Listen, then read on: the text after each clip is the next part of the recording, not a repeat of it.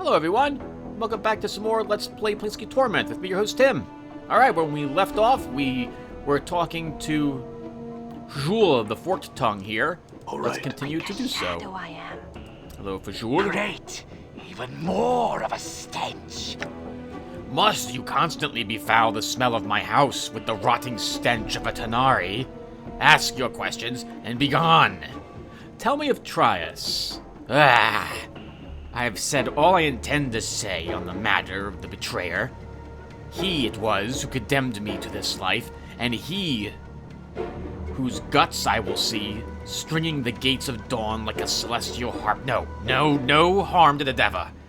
Curses. Oh, he's like forbidden from harming Trias as well. Answer some other questions for me then.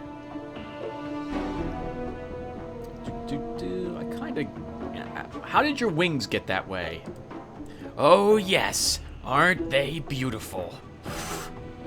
They were the first things to be stripped from me before my exile, before I was forced to flee the burning halls of my people. The wings were taken as trophies by the lowly Abishai for banners in the blood war.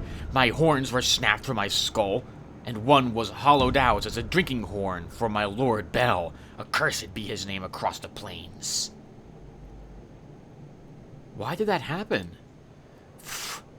I have said all I intend to say on the matter of the betrayer. Okay, so then let's ask him about the blood war.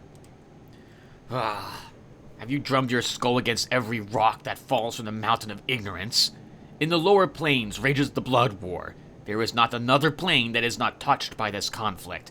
Think of the most hideous war imaginable. Magnify it 1 billion times in time and scope, and you have a fraction of the battlefield for which the lower planes are fought. It is a war of ideology. Oh my god, I can't pronounce the word today? Ideology, there we go. To define one of the most basic concepts of the multiverse. Go on. It gives research a prod. More horrific creations have come about because of the blood war. Why? Because it's pain and death and evil. The Lotaeri fight for chaos and evil. Evil through brute force and sudden flurries of whim and hate. Their evil is the evil of the Horde, a mob mentality of whirling evil. They kill and plunder. And the other side? The Batazu wish only strictly regimented evil, promoting the cause of evil in a precise, orderly fashion. The Lotaeri murder. The Batazu exploit. The two are determined to exterminate the other. Continue. Part of my assignment, and I was the best, mind you, was drafting new recruits. Mostly planner warriors and mages from other worlds to serve as fodder and frontline troops in the war. Word has it that I caught the eye of Lord Bel himself. Even he saw my worth. Now my humiliation is complete. Do you recognize me? He scrutinizes you closely for the first time. Memories run like hollow canyons through my mind, almost human.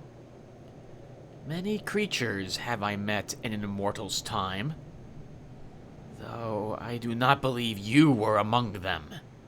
Go on. Forked Tongue shrugs. You all look alike to me, and I think I would have remembered the scarred flesh of your body. It is much like the breathing paintings that bedeck Bel's gallery of skins in Beator, except with less grace and more passion in the scar strokes. Go on. The violence is great, nearing acceptable levels, but the scars are applied with almost tyrannic crudity. Crudity. Forgive me, it's been here too long. Without any care for maximizing the pain of the recipient. A Batazu artist would be much more devoted to following the paths of pain across the body. Some of these wounds look to be clean kills. Others look as if a blind butcher were carving up a human steaks. Human art makes me ill sometimes. Such potential. Wasted. Fall from Grace sounds bemused. Is Advocate Infernus Forked Tongue implying that we Lotaeri are a crude people? To say that Lotaeri are crude is to insult crudity. Any lesser race that revels in chaos allows itself to be pulled and drowned in its stagnant tides and calls itself evil are not a race at all. They are beasts. Surely you simply object to the implementation of evil rather than the degree. Many among the Tanari would claim that the closer one is to the primal nature of evil, the more true they are to the ideal. Fur and double fur! The Tanari beasts want to strip law and order from the face of evil. Inexcusable, intolerable. I cannot. From a Batazu's point of view, it may indeed seem intolerable. However, advocate, many Tanari philosophers would argue that the Batazu are to be no less excused for excising passion and violence, excising passion from the very essence of evil. The Batazu would replace rage with cold, methodical cruelty. And thus the old debate continues. Which is the greater evil? Efficient evil or passionate evil? You say that simply because you are what you are. He wags his eyebrows at her. He waves his hand dismissively. At least I am still allowed to be cynical. Great, let's get back to discussing my mortality instead of my scars. Very well, very well. If I recall correctly, and there is so much I do not, thanks to that accursed Deva, I have heard of a case such as yours. Makes you immortal, does it not? Yes. If so, then death itself is no longer sacred. In my day, mortals remained so and knew their place. Now everybody and their mother has the disease of eternal boredom. We should have a gathering and invite everyone across the plains and offer them immortal contracts. It would save all of us hard-working Batazu a great deal of effort. You know that if everyone was immortal, this entire petitioner system would be up and the famed Feckle Creek. Fuh. Immortality is not a trinket to be given to unruly children such as you. Be that as it may, but tell me what you know of my mortality. As I was saying, I recall hearing somewhere about a place called the Fortress of Regrets. Yes, that's it. What do you know of this place? He smiles wildly. I am pleased to inform you that I do not. No, not at all. I cannot help you to get there, and that chills my heart in such a delightful way. No, I cannot help you.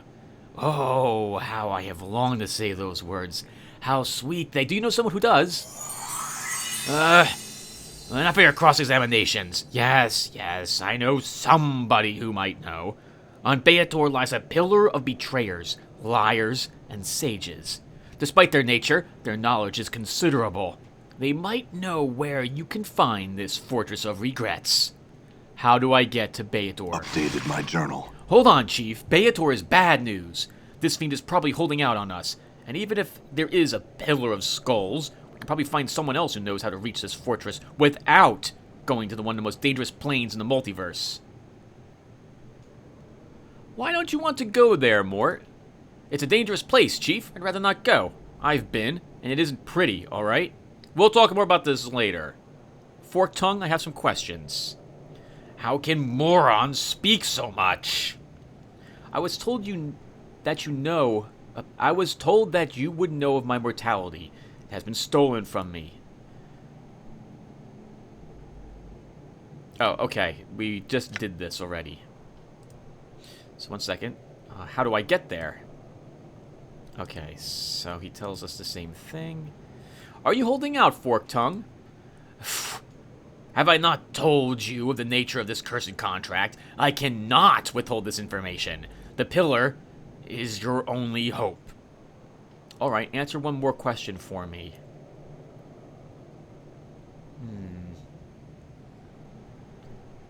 He doesn't know how to reach the pillar. I had to get to Beator.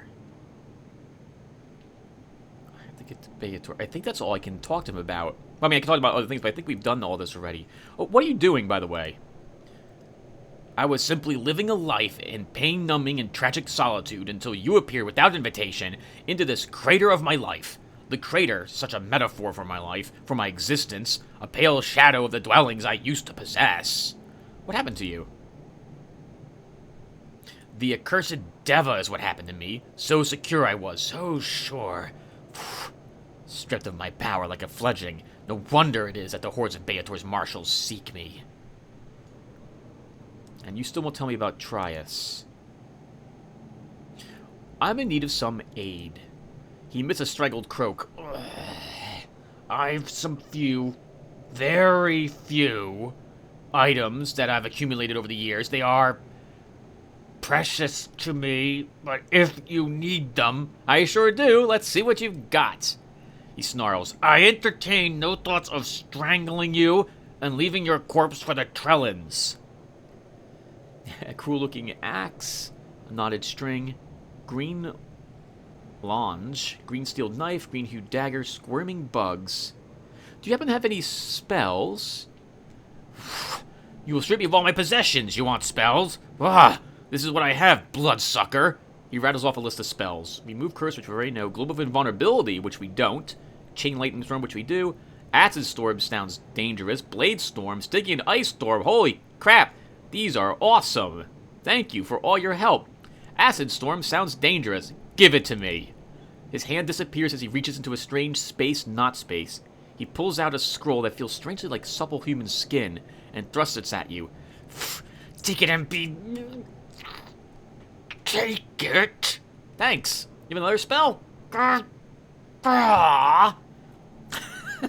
Bladestorm? Impressive name. I want it. His hand disappears. Alright, so the same thing.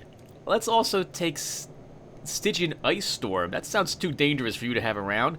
I'd best take it from you. Let me look at those items again. What else has he got? I don't really want... Examine the squirming bugs. What are these? These, they are Cassigs. Parasites that will lodge in your brain and devour your mental energy with no appreciable benefit. Cursed contract. They boost your mental power. Something you surely could use. Take them, take them. I will. Of course you will. Is there anything else you require of me? Your humble servant? No, thank you. Farewell. In knowing the teachings of Zerthamon, I have become stronger. Oh, poor guy. Okay, we want to look at all of these. We also have a... Wow! +3 to intelligence, +1 wisdom, immune to panic. The Casseg are a species of mental parasite that feeds on the nervous energy of sentient creatures. Believed to be a deviant branch of the dreaded intellect devourers, the Casseg is different in that it soothes the mind and bolsters its host's higher mental processes, taking over certain mundane thinking tasks in exchange for feeding on his nervous energy for a time. To use a Casseg, the user simply attaches it to his bare skin. The Casseg then excretes a mucus-like resin that acts as a means of communication between the victim and itself. Once attached, the Casseg lifespan drops to only a few hours. Sounds like it's a limited time thing? We'll hold on to it. We'll use it when we reach the Fortress of Regrets, I think. This is a level 7 spell. Level 7. All level 7 spells. We're getting very close to them. We should give one of these, though, to Dakon. I think. Alright, so hold on. So, there's a bunch of stuff I want to do. So, first off, I didn't level, and I am not close to leveling. Anna didn't. Mort did not. Dakon did, gaining a mage level. His saving throws improved, gained 1 hit point, and has more spells. Let's look at... Endure. In enduring, grow strong. He's gained another level 3. What does this do? A shield similar to the shield spell absorbs... Oh, this sounds wonderful. There you go, Dakon. Force Missile, Shroud of Shadows. We'll take another one of these. We have no level 5 to give you whatsoever. That's a shame. That's a real shame. Meanwhile... I think, therefore I am. I think. Mort? Oh, not Noordam. Has not leveled up. Not anywhere close. Congratulations, Fall from Grace. She has gained 2 hit points, plus 5 lore as well. What's her lore now? What is your lore? Oh, wow, she's 100% immune to normal fire. And completely immune to electricity. Oh, that's right, of course, that makes sense. She's a demon.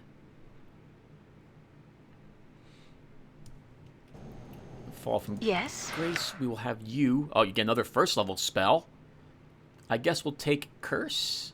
Or do I want Bless? Let's take Blessing. No new level 2s. You get a level 3. Let's say we move Curse with her. Oh, Flamewalk actually sounds like that might be useful too. It affects a single target. It's also a level 3 spell. Take it. Heal! Holy crap! Heal heals the caster, the target, almost all the damage except for 1d6 points. Okay, now let's look at these things. Bladestorm. The blackest ice from the 4th layer of Archon is summoned to cut, shear, and slice away all who oppose you. This spell summons rows upon rows of... I can't pronounce it. It's the name of the ocean. Oshkanthian Razor Ice Shards that strike all opponents in a 10 yards per level radius with a THAC0 of 11 and inflicts 1 through 8 points of damage per level of the caster, in addition to inflicting another 2 through 20 points of damage on a natural roll of 20. Done. But I only want one more of these. The other one's going to go to Dakon. Stygian Ice Storm or Acid Storm? Let's see. The Tempest of Acid may come and go, but its sting lingers much longer. This spell creates a massive storm that rains deadly acid upon all enemies in a 20-foot radius area that inflicts 1 through 6 points of damage every 5 seconds per level of the caster. A successful saving throw reduces the damage in half. Let's give this to you, Dakon. You may never ever reach the level to cast it, but I want you to have that. And we'll just copy Stygian Ice Storm. Few know the true terror of Beator, let alone the gruesome 5th layer. This devastating spell summons the harshest cold and bitter ice of the 5th layer of Beator, Stygia, to annihilate all enemies within range. As River Styx flows through the Stygian ice, so it does in this spell as well. Perhaps if the victims are strong enough to survive this devastation, they may live to tell others about the true terror. But the River Styx has a tendency to make people forget. Holy crap! Ice of the Stygia is summoned to crush all creatures that's in sight for 8 through 64 points of ice damage with no saving throw. Finally, all creatures must save versus spell, or suffer confusion for 5 through 30 seconds due to the immediate contact with the frozen forgetful waters of the River Styx. We will need to be careful with that one, because that one can probably affect us as well. And we didn't actually rest, so I will do so. Great! Even more of a stench! Make a place to rest. We can't rest? How may I help? We cannot rest here. Done.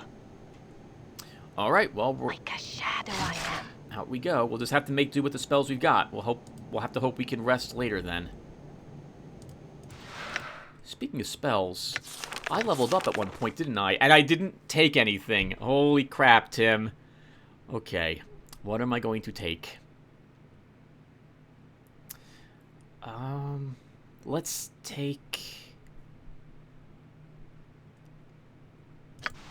Submerge the Will. I like the offensive spells over here very much, but the enemies are going to be resisting a lot of them. Let's take another Chromatic Orb. Over here, let's take a knock spell. Level 3. We could take Balance in All Things, or Ball Lightning. We do tend to engage in combat a lot.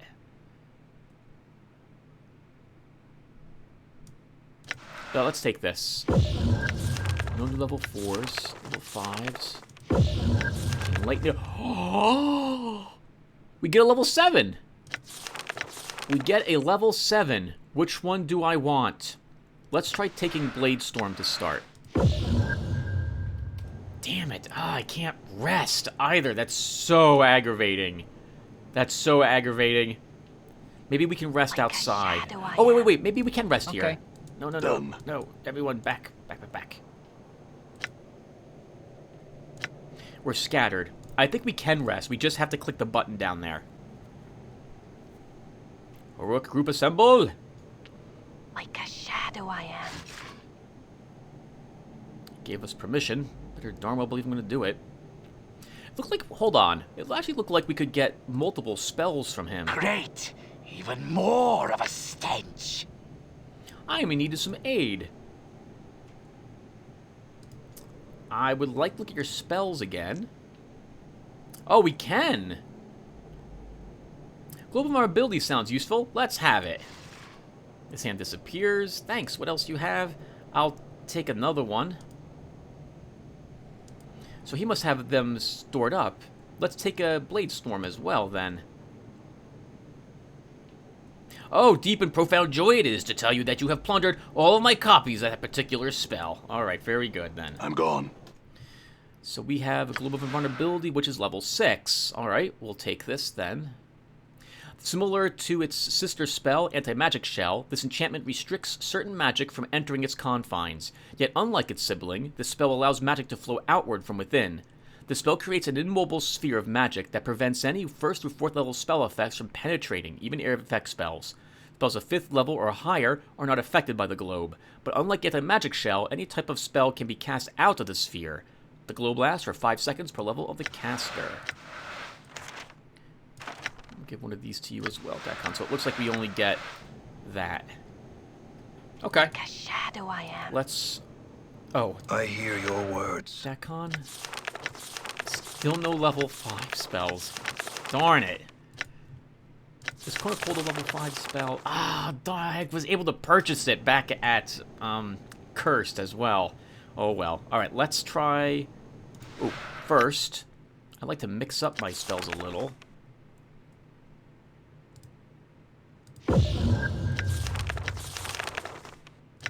Okay, let's try Reston.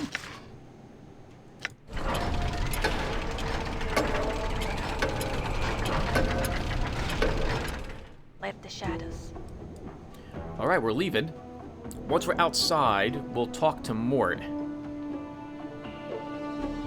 Oh, wow, you know what? I should also look at Dakon's thing.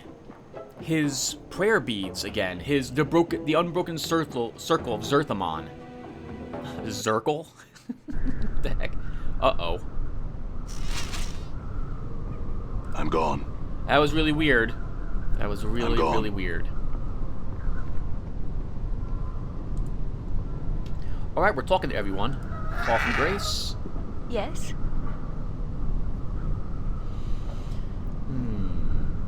I wanted to talk about our companions.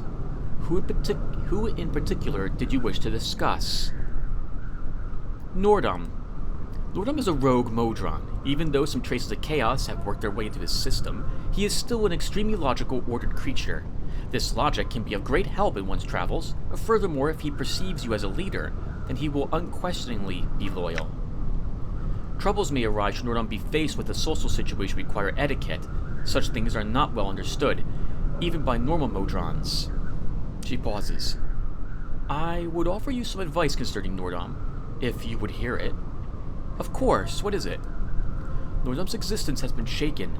The more you help him make sense of his situation, his place in this party's hierarchy, and what led him to the state he is in now, may help him to focus himself better. It is a thought. Thank you. I'll speak to him later. Someone else, if you don't mind. Tell me about Mort. Mort is most peculiar. I have seen a great deal in my life, but nothing quite like him. He behaves somewhat like a mimmer. Granted, there is no denying he is knowledgeable, but he has a certain Bladestorian smell about him. Oh? Yes, but he is not a Batazu, at least of any variety I have encountered. The smell alone, however, makes me treat the skull with caution. What do you mean when you say Batazu and Bladestorian? My apologies. Alright, I already know all this, so... Let me ask you about Anna. She is strong and capable, and she is quite passionate. I almost wish I had met her long ago and asked her to come to the brothel. Perhaps things might have been different. Grace studies you for a moment. What do you think of her? Oh, sure, we'll continue with that. My nameless one is quite smitten with her. Well, I think I could fall in love with her. You might wish to tell her so.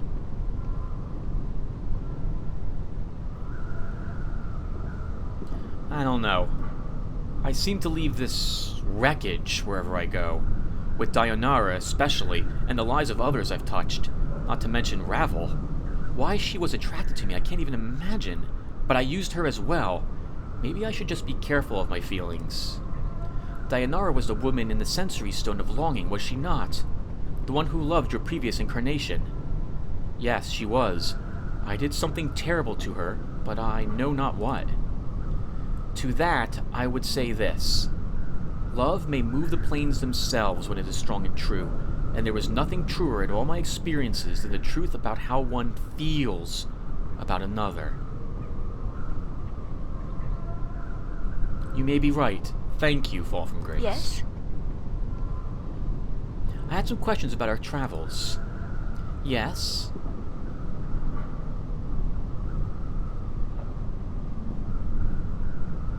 There is nothing else I see here. Never mind, let's move on. Maybe I'll ask her about the brothel. I can't remember if I've actually asked her about it. It's been, like, months since those parts of this video series have gone by. Yeah, what day is today? Today is July 10th, 2006. No. Is it? Yes, 2016. Alright, Noordam. Noordam is staring at his crossbows intently. They are making a variety of clicking noises. First one, then the other, as if conversing.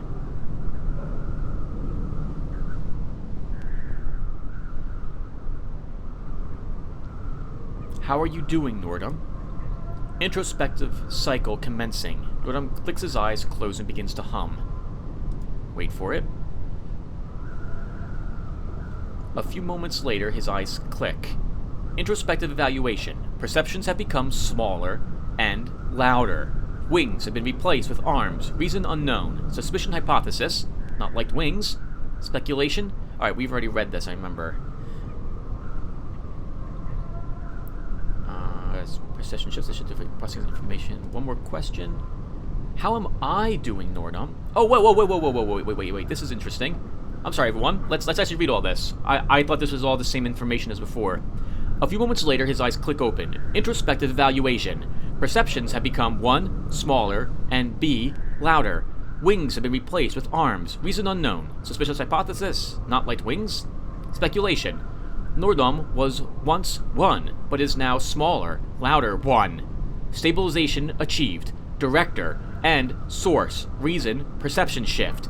Has aided information processing by 10%. I see, Noordam. I had some other questions for you. Before you can speak the words, Noordam's eyes click, and he chirps. Subject has assisted Noordam.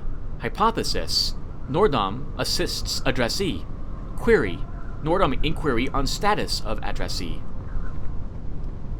How am I doing? Affirmatory. Inquiry submitted as to status of addressee. Response. Oh, well, other than the fact I've got amnesia, I can't seem to die like a normal person, and my mortality has been stripped from me and spirited away somewhere else, I'm alright. Processing. Amnesia. Processing. Null death, despite attempts. Noordam whirs for a moment, his wide eyes fixated on you. Conclusion. Status. Immortal. Cause-effect query. Amnesia produces immortality, or immortality produces amnesia. I don't know. All I know is when I wake up from the dead, I lose my memories.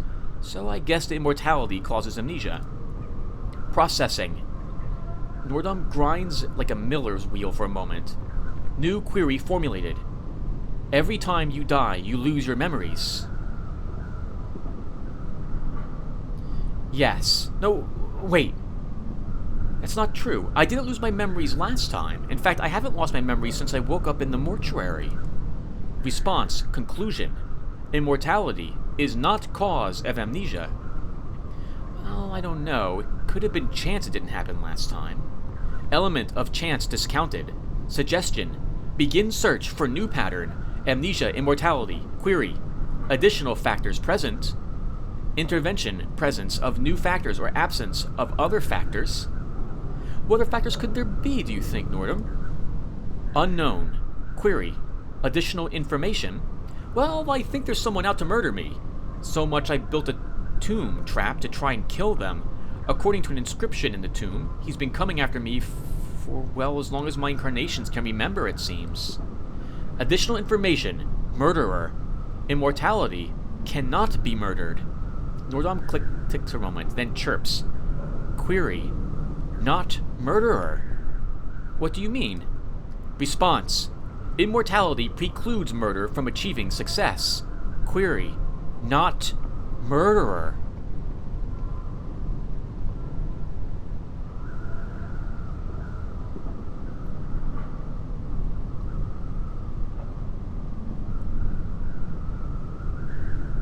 Then, what else could be gained from trying to kill me?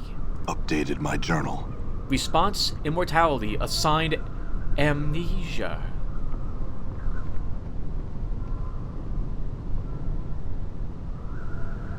So whoever the killer is, he's not trying to kill me, but trying to make me forget. It's a possibility. I mean, there would have been other ways to incapacitate me if the killer had wanted me out of the way. But if the killer wants me to forget, what does he want me to forget? I'm sorry, everyone. I'm getting, like, all the hairs on my entire body are standing up with this information. Holy crap!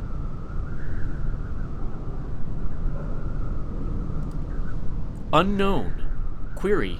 Additional information. One other thing, I wasn't always immortal. Ravel made me that way. Query. Formulating additional query. Null immortality in past. Requested immortality from subject. Ravel. Query. Why? I don't know exactly. Then again, who doesn't want to live forever? Unknown. Query.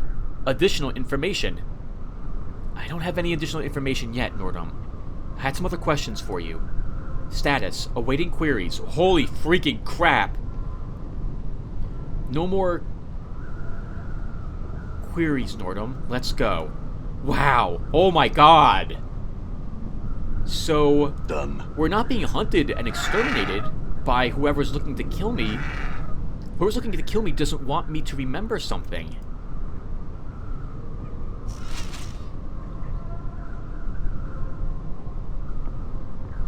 I'll have to think about this off screen, everyone.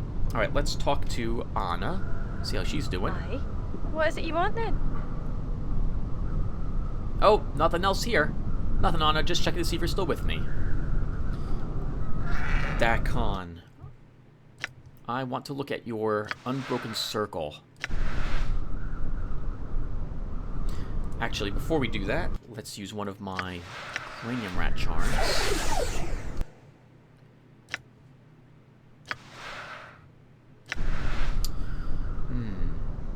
Alright, this small round stone is the unbroken circle of Zerthamon. It is made up of a series of interlocking circles that fold out from one another. The complexity of the plates and the intricacy of their links prove that text was constructed by a master artisan. We now know that we gave this to him. Did we actually know Zerthamon? Examine the plates. See if we can puzzle out any new combinations. You examine the circle carefully, studying the links and trying new patterns. But no new circles reveal themselves. Examine the circle again. Alright, leave it alone. What is your will? There are some things I will know, Dakon. I will hear you. You said I gave you the circle of Zerthamon, Dakon. Yes. In knowing its words, I knew myself. And there's nothing new there. Okay. Done. Mort. Hey, what's eating you, Chief? Mort. Can I talk to him at all? Give you some advice, Mort. What do you think we should do next? Here's how I see things, Chief. Now he's still following us around.